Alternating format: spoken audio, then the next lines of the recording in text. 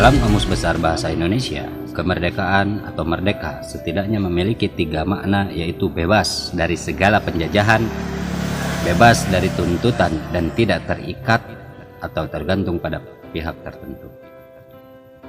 Makna yang sama ditunjukkan oleh pesan Al-Quran agar manusia bebas dari segala bentuk ketundukan kecuali kepada Sang Pencipta.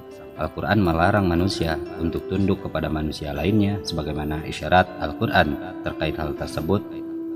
Ya ayuhan nasu inna khalaqnakum min dzakari wa untha wa ja'alnakum syu'uban wa qabaila lita'arafu inna akramakum indallahi atqakum innallaha alimun khabirun.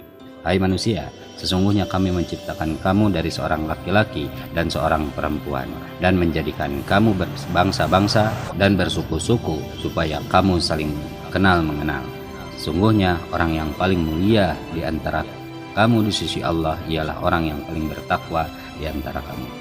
Sesungguhnya Allah Maha mengetahui lagi Maha mengenal. Quran Surat Al-Hujurat ayat 13.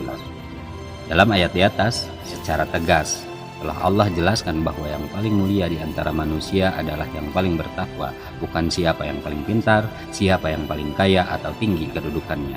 Sedangkan yang mengetahui kadar ketakwaan seseorang hanyalah Allah Subhanahu wa Ta'ala. Maka tidak dibenarkan seseorang untuk merasa hina di hadapan manusia lainnya karena banyaknya harta, luasnya ilmu, dan tingginya kedudukan. Kelebihan yang dimiliki oleh sebagian manusia tersebut tidak bersifat esensial, tapi hanya sebuah sistem kehidupan dunia agar mereka saling mengenal atau menolong. Sebagaimana pesan tersebut juga dijelaskan dalam ayat di atas dalam bentuk penciptaan manusia dari laki-laki dan perempuan. Menjadi laki-laki tidak untuk merasa lebih baik dari kaum perempuan, namun hanya sebagai sarana untuk saling mengenal, saling mendukung agar tercapainya cita-cita manusia untuk menjadi khalifah di muka bumi ini. Demikian pula halnya dengan perbedaan lainnya yang boleh jadi ada yang menganggap hal tersebut sebagai kelebihan atas yang lainnya. Allah memberikan kemerdekaan dalam bentuk kebebasan. Mereka apakah mau beriman atau tetap dalam kekufuran? Salah satu agenda Nabi Muhammad SAW sampai para khulafaur rasyidin adalah menghilangkan ketundukan-ketundukan kepada sesama manusia tersebut. Sehingga tidak heran dalam penaklukan yang mereka lakukan hanya sebatas menghilangkan belenggu yang membuat manusia tersebut tidak merdeka lagi.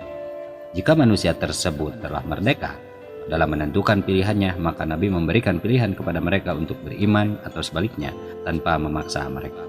Karena pada dasarnya keimanan haruslah berdasarkan pilihan seseorang secara merdeka, sebagaimana salah satu makna Islam yang terambil dari kata aslama yang memiliki makna ketundukan secara sukarela kepada Allah Subhanahu wa Ta'ala. Sudahkah kita merdeka pada hari ulang Republik Indonesia ke-77 ini? Salah satunya adalah merdeka dalam berpikir sehingga tidak didikte oleh siapapun. Al-Quran juga sangat tegas mengkritik mereka yang melakukan sesuatu bukan atas dasar kebebasan berpikirnya, namun hanya mengikuti nenek moyang mereka sehingga mengabaikan pengetahuan terhadap amal tersebut. Dampak negatifnya adalah amal itu akan menjadi ritual, sedangkan nilai-nilainya sudah berguguran. Maka tidak heran pada hari ini ditemukan perbedaan jauh antara apa yang diucapkan dan apa yang diperbuat, karena mereka lakukan tanpa dasar keilmuan.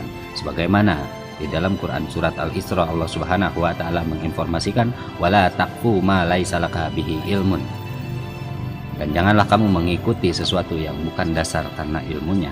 Inna sam'a wal basara wal fu'ad, sejatinya pendengaran, penglihatan, serta hati kita suatu saat nanti semuanya akan dimintai pertanggungjawaban akan apa yang telah kita lakukan.